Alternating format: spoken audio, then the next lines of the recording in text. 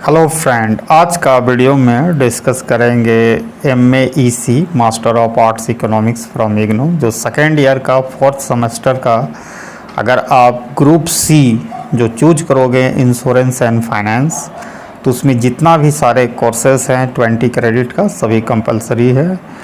और इसी के इस वीडियो में क्या क्या पढ़ना है, क्या क्या कंटेंट है, उसी के बारे में डिटेल में डिस्कस करेंगे। पहले ब्रीफली हम लोग देखते हैं क्या क्या कोर्स कोड है ग्रुप सी में insurance and finance MAEC semester 4। तो पहला MECE 101 introductory econometric method 4 credit का है।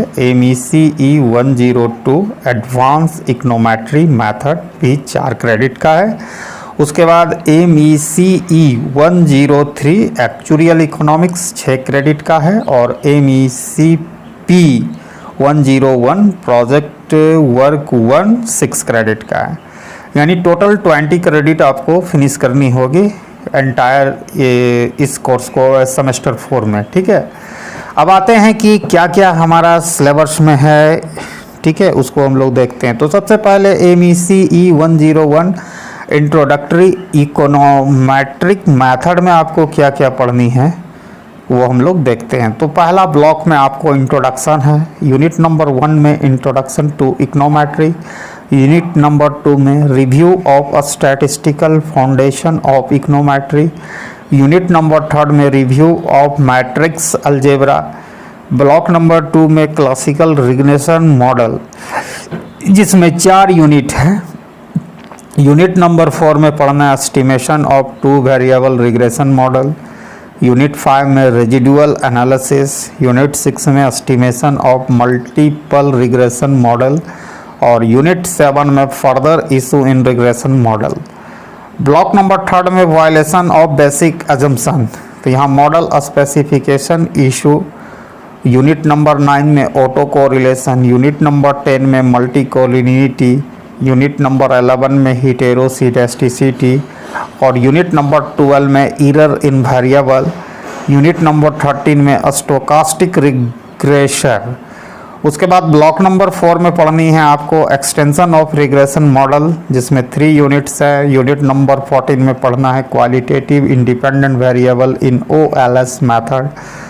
यूनिट नंबर 15 में qualitative dependent variable in OLS method. और यूनिट नंबर 16 में introduction to simultaneous equation model. उसके बाद दूसरा MECE 102 एडवांस इकोनोमेट्रिक मेथड में हम लोगों ये भी 4 क्रेडिट के, इसमें क्या क्या हमारा कंटेंट है वो हम लोग देखते हैं। ब्लॉक नंबर 1 में पढ़ना है क्वालिटेटिव रिस्पांस मॉडल। पहला यूनिट 2 यूनिट होगा। पहला यूनिट में फर्स्ट यूनिट में discrete dependent variable model. Unit number 2 में सेंसर एंड ट्रांसकैटेड रिग्रेशन मॉडल्स। फिर ब्लॉक नंबर 2 में डायनेमिक मॉडल जिसमें 2 यूनिट है। यूनिट नंबर 3 में auto regressive model. Unit number 4 में डिस्ट्रीब्यूटिव लैग मॉडल्स। फिर यूनिट ब्लॉक नंबर 3 में simultaneous equation system. Unit number 5 में estimation of system of equation. Unit number 6 में introduction to simultaneous equation model. और unit number 7 में पढ़नी estimation of simultaneous equation model. Block number 4 में time series model जिसमें आपको 5 unit है। यूनिट नंबर 8 में पढ़ना specification issue of time series data. Unit number 9 में univariate time series model. Unit number 10 में VAR मॉडल्स। यूनिट नंबर 11 में ARDL model. Unit number 12 में modelling volatility. Block number 5 panel data में आपका 2 units है। Unit number 13 में introduction to panel data model. Unit number 14 में आपको पढ़ना है डायनेमिक पैनल डेटा एनालिसिस। और ब्लॉक नंबर 8 में फर्दर टॉपिक इन इकोनोमेट्री में 2 यूनिट्स हैं। यूनिट नंबर 15 में पढ़ना applied demand analysis. Unit number 16 में इंट्रोडक्शन टू GMM एस्टिमेशन। अब हम लोग आते हैं जो फाइनेंस एक्चुरियल इकोनॉमिक्स में हम आते हैं। MECE 103 actuarial economics theory and practice.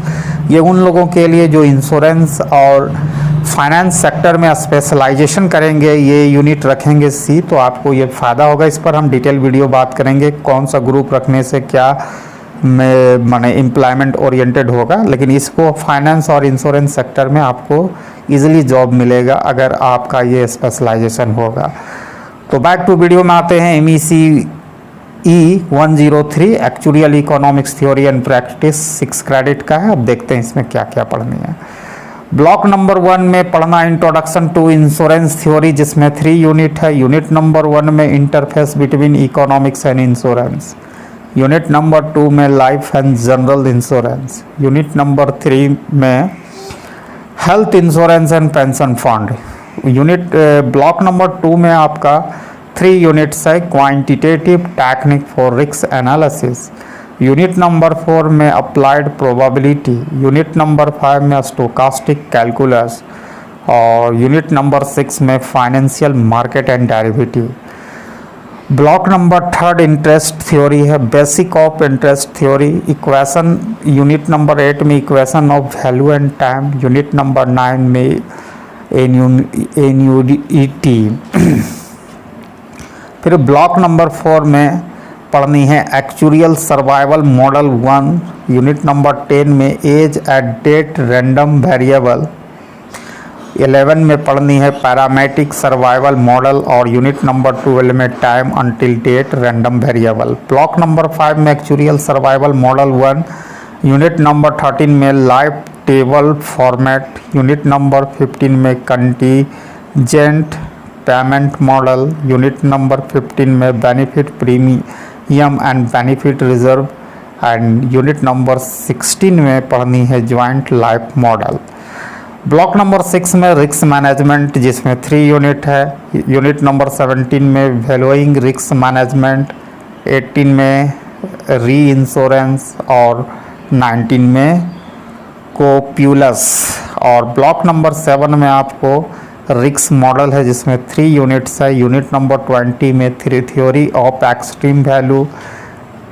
21 में credibility theory. And unit number 22 में डायनेमिक फाइनेंशियल एनालिसिस। उसके बाद आपको प्रोजेक्ट वर्क करना पड़ेगा, जिसका कोर्स कोड होगा MECE 101।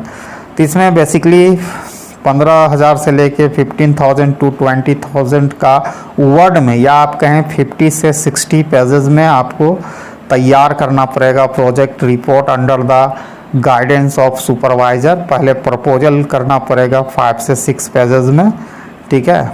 प्रपोजल आपको 5 से 6 पेजेस में करना पड़ेगा और ये भेजना पड़ेगा registrar student evolution division, IGNOU, Maidangarhi, new Delhi 11006 ठीक है, प्रपोजल के लिए। उसके बाद ये तो ये यूनिट में प्रपोजल में आपको 4 से 5 पेज में क्या क्या कंटेंट रहेगा। इंट्रोडक्शन रहेगा, आप जिस चीज़ प्रोजेक्ट तैयार करोगे।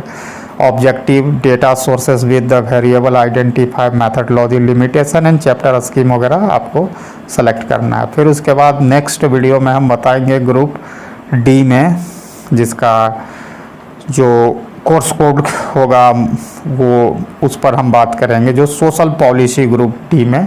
तो नेक्स्ट वीडियो में बाय। और वीडियो को अंत तक देखने के लिए धन्यवाद। अगर पहली बार आए हैं चैनल में सब्सक्राइब करें और ज़्यादा से ज़्यादा लोगों के बीच शेयर करें। तो once again thank you very much.